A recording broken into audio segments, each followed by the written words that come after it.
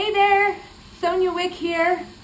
Today is day 26 of video blogging. I thought yesterday was day 26, but nope, it was day 25. Today is day 26 of video blogging, and I'm super excited to be back at it and trying to video blog every day and take minimal days off, although sometimes I'm finding those are necessary, which is totally cool.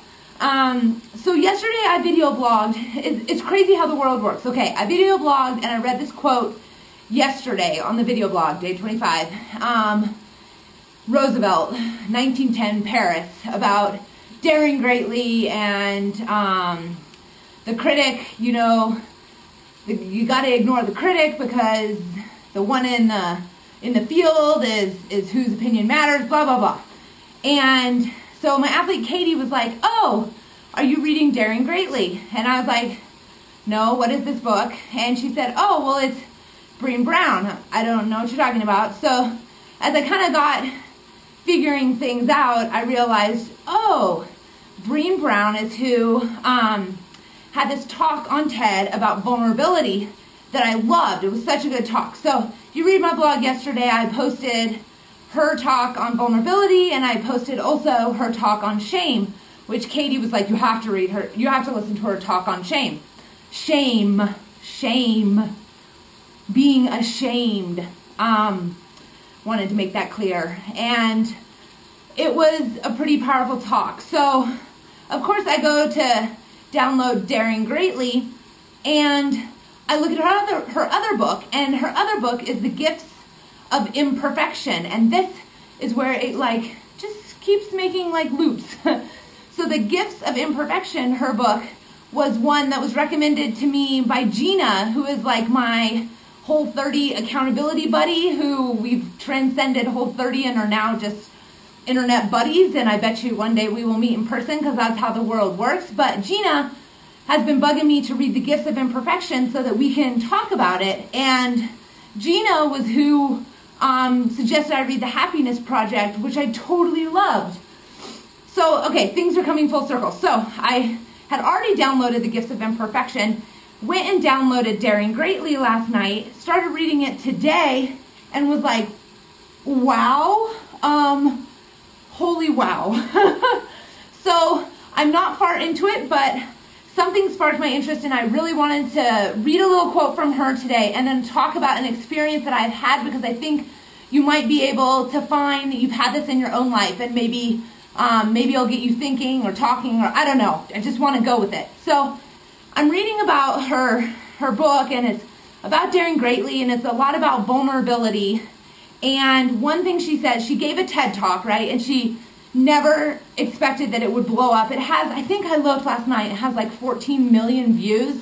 But at the time she wrote this book, it had 5 million views, which is still a lot. It's a lot of views. It's a lot of people who have seen her, and she's recognized in the store now. So she said, okay, so I'll stop so you can listen.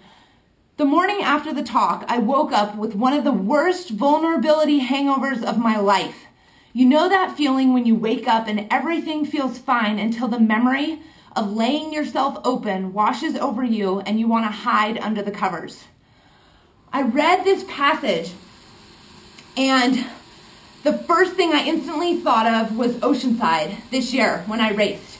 And I talked about this concept with a few people, and I just want to lay it out here. Sometimes when I race, especially if things don't go like perfectly, if I had like obstacles I had to overcome, and I hit the finish line, sometimes like the most immediate feeling I have when I cross the finish line is shame. And I'm really embarrassed, like literally over 50% of the time. Now, on the few occasions where I just like knocked like out of the park, and there have been a few of those this year, usually someone's waiting at the finish line for me, and it's like hugs and yay and whatever. But most of the time, no one is waiting sort of at that finish line area, which is fine. They've been out cheering for me, and this isn't something I expect by any stretch of the imagination, but a lot of times I'll get to that finish line, and I'm by myself, and maybe I bonked, or maybe I've had a good day, but it's just this weird feeling. It's always embarrassment, and most of the time I have I'm wet and I have maybe urine on myself, and I probably don't smell very good, and there's snot and salt and my hair, and I'm a mess. I get to the finish line and I kind of get through, and they give me the medal and you walk out the other side, and I usually feel embarrassed and utterly ashamed. And I always wondered why. You laid yourself out there. And this passage spoke to me so hugely, because I think what the deal is that a lot of times, most all the time when I race, it is the most vulnerable I am in my life. I literally pee myself. Sometimes other things. I put every ounce of who I am, if I'm lucky. I've had races where I didn't do that. I wasn't able to be as vulnerable, be wide open, but a lot of the times when I race, I just am putting all of myself out there. My fears, everything I'm afraid of, I'm risking. And sometimes my worst fears come true. And I think of Oceanside this year. I was leading the amateur race. I was leading my age group, and I bonked. I didn't have enough calories. I had probably ridden a bit too hard, not put enough fuel down, and I could not run fast anymore. And I was trying. One tenet my coach always says to me is, you have to keep fighting for it. You have to keep fighting for it. So in my mind, here I am running as fast as I possibly can. Literally, if I am well fueled and well rested, I'm running 6-minute pace. But I'm running 8:30s, and I'm getting passed. And I got passed twice in the last, maybe 5 miles or so of the race. And I just still was leaving everything out there and being completely 100% vulnerable. Even though I was falling on my face, flat on my face, I couldn't respond to the moves when the girl went past. I couldn't even go with them. I was trying in my head. I was wide open, vulnerable, as raw as I get. And when you cross the finish line, and I have for that little while, for usually a couple hours after this race, just this feeling of shame and embarrassment for the process of being vulnerable. And I don't exactly know where to go with that, because I know that vulnerability is also what yields the greatest performances, and the ones that I can be proud about for years to come, or that I just feel yes, I finally was able to achieve something very meaningful to me.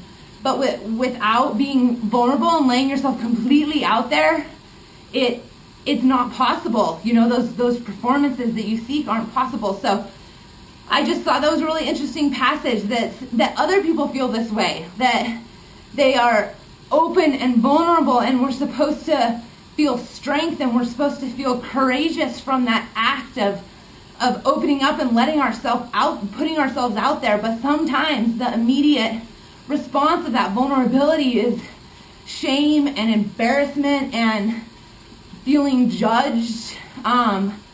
And I don't really have any answers for where to go beyond that, but I seem to keep coming back for more.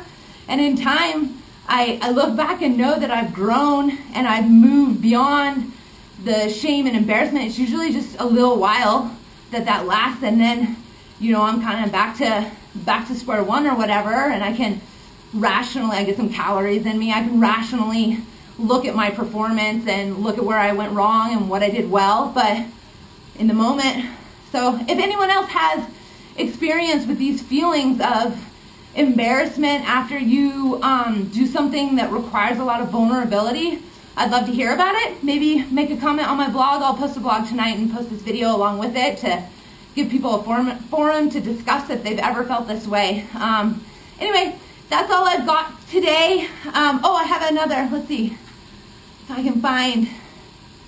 Okay, let's see. There's one more.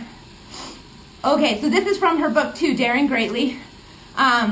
What we know matters, but who we are matters more. Being rather than knowing requires showing up, and letting ourselves be seen. It requires us to dare greatly, to be vulnerable. The first step of that journey is understanding where we are, what we're up against, and where we need to go.